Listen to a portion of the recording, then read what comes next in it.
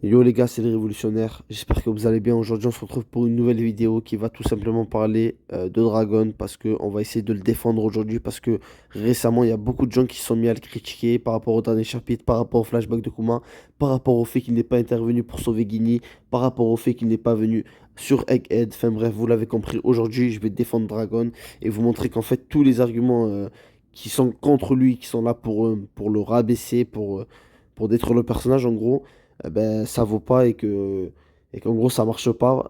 Donc aujourd'hui je vais débunk tous ces arguments. Donc déjà, avant de débunk tous ces arguments, on va d'abord situer quel est l'objectif de Dragon. On sait que l'objectif de Dragon, c'est d'instaurer la paix dans le monde en se débarrassant du gouvernement mondial, en se débarrassant donc du coup des dragons célestes, et à ce qu'il n'y ait plus d'esclaves, vraiment faire un royaume libre, vraiment le truc le plus parfait qui soit. Donc un peu comme le fait, enfin, même si le fait sa rêve, c'est être roi des pirates. Donc Dragon, pour atteindre son objectif, il y a fallu des années d'instauration, il a fallu qu'il crée une armée révolutionnaire, qu'il ait des commandants, et au bout de 20 ans, ça commence à aboutir. Il a récupéré récemment, dans la dernière rêverie, on a appris que dans la dernière rêverie, il y a eu 12 pays qui se sont révoltés, 12. Donc c'est énorme, sachant qu'il en a sauvé beaucoup plus avant. Il a rebellé beaucoup de pays, il a sauvé beaucoup de personnes. C'est quelqu'un qui inspire la liberté, tout simplement, hein. Donc c'est l'armée révolutionnaire. Donc tout simplement, c'est quelqu'un qui inspire la liberté et il a toujours contribué à ça. Maintenant, Luffy, je vais parler un peu de Luffy. Luffy, son rêve, c'est de devenir roi des pirates. Ça veut dire que ça ne l'implique qu'à lui. Je vais m'expliquer pourquoi. Luffy, tout le monde dit que Dragon est une fraude parce qu'il n'est pas intervenu pour sauver Guinea. Et qui est là récemment aussi sur Egghead, il n'est pas venu alors que beaucoup de théories l'annonçaient. Je vais vous dire, les gars, tout simplement pourquoi cet argument ne vaut pas. Tout simplement déjà parce que là, l'objectif de Luffy, lui, c'est de devenir roi des pirates. Donc ça le concerne à lui. Preuve en est, à Lockton, quand Luffy allait mourir, vraiment mourir, il a dit à Zoro et Sanji, je suis désolé à son équipage. Il a dit, mais je suis mort. Il était parti avec le sourire, en gros. En gros, ça ne le dérangeait pas de mourir. C'est-à-dire que Luffy, il est parti à l'aventure pour devenir roi des pirates, pour trouver le One Piece, pour être le meilleur des pirates. Mais s'il meurt, c'est comme ça. En mode, on peut pas faire autrement. Y a pas de problème. Ça le dérange pas plus que ça, tu vois. C'est en mode, désolé les gars, je suis mort. Alors que Dragon ne peut pas se permettre de mourir. Dragon, son rêve est beaucoup trop important et pas individualiste, pardon, pour qu'il meure. Vous vous rendez compte? 20 ans de travail, 20 ans d'acharnement pour que il laisse parler sa colère et qu'il aille sauver un Nakama pour qu'il meure.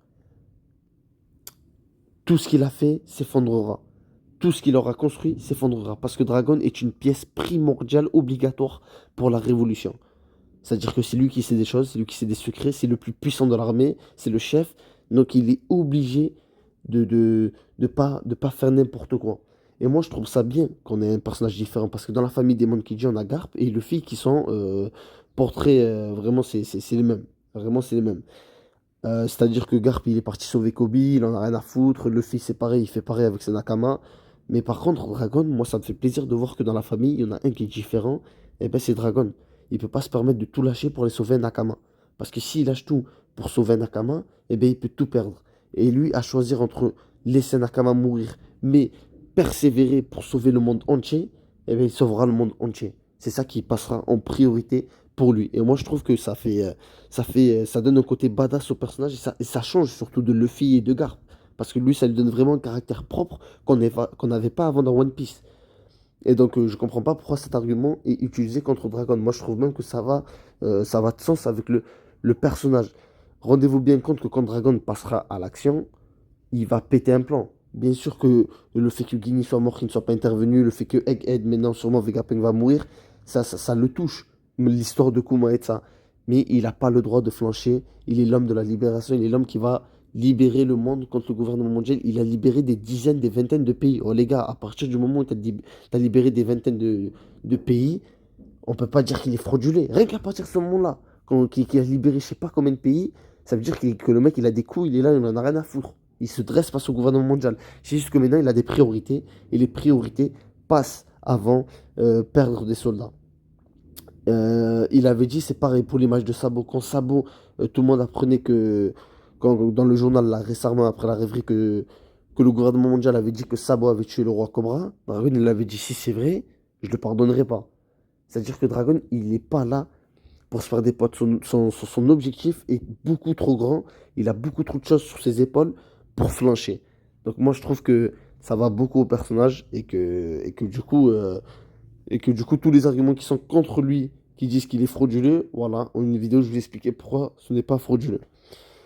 Bon les gars, c'est la fin de cette vidéo. Si elle était courte, c'était juste une petite vidéo parce que j'ai vu beaucoup de critiques sur son sujet, mais c'est la fin. Et moi, je vous dis ciao.